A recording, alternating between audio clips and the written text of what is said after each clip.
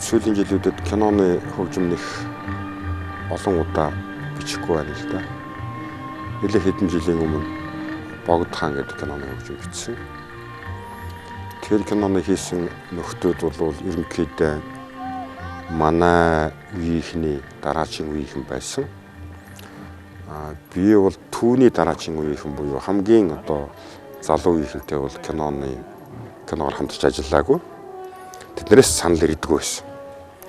Энэ удаа тэр Шарга даг гэдэг киноны хөгжим бичих ийм санал надад ирсэн.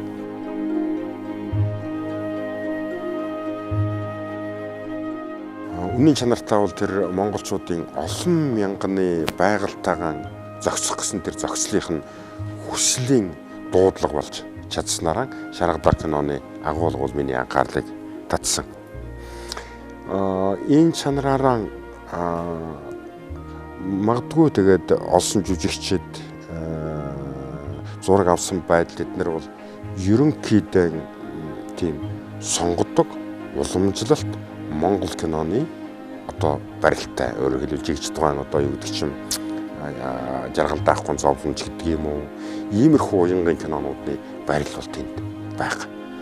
Тэгэхдээ шинэ үе.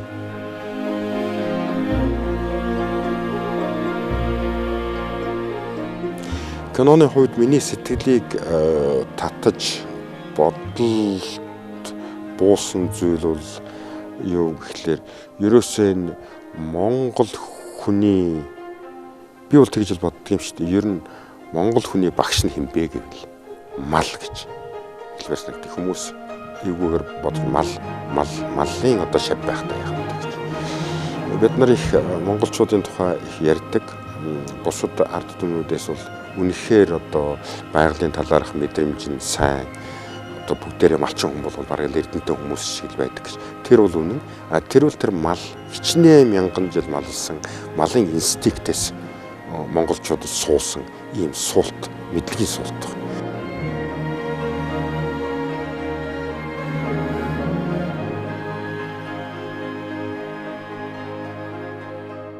Би бол Шарга даг киноны хөгжимдөр нэг их одоо шинжилэл хийх киноны шинэ хөгжим бүтээх гэхээсээ илүүтэй өөрийнхөө хуучин барьж байсан барилыг ямар нэгэн хэмжээгээр энэ залуучуудтай нэгтгэх гэсэн.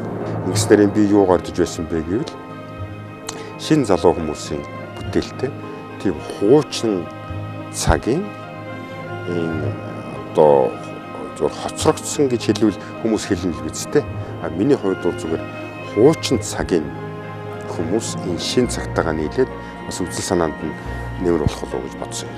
Энэ санаандаа бол би хүрсэн гэж бодож байна. Ягаад гэвэл шин залуу энэ хүмүүс бол бас юмыг өөрөөр хардаг. Үзэгчдийг бол би энэ киног үзээсэй гэж уриалж байгаа. Энэ киноноос та ерөөсөө энэ хүн гэдэг яг хүн утгаараа амьтнаас ялгагдаж байгаа тэр ивэл, хайр, өршөөл тэр биеиндээ хүрсэн сэтгэлийн их хүчин байгаль хүн хоёрыг салгашгүй нэгэн цул болгодог юм байна. Энэ бол биднараас үл хамаарах зүйл юм байна. Бид нар хичнээнч технологийн төвшөнд гарлаа гэсэн мөнхөд хүнийг барьж байдаг энэ зүйл бол тэр өлгийн их нутаг, тэр газар дэлхий, тэр хайрыг, тэр илгэмслийг, тэр нэгдлийг олж очиж харахын тулд Шарга даг кино бол харах ёстой л гэж би ингэж зөвлөмөр байгаа юм. Хоёулаа харъя та. Наадан болох гэж байх чаа эр хүн чинь уяага хаяад ийм хол явж болдгоо юм шүү дээ. За явъя.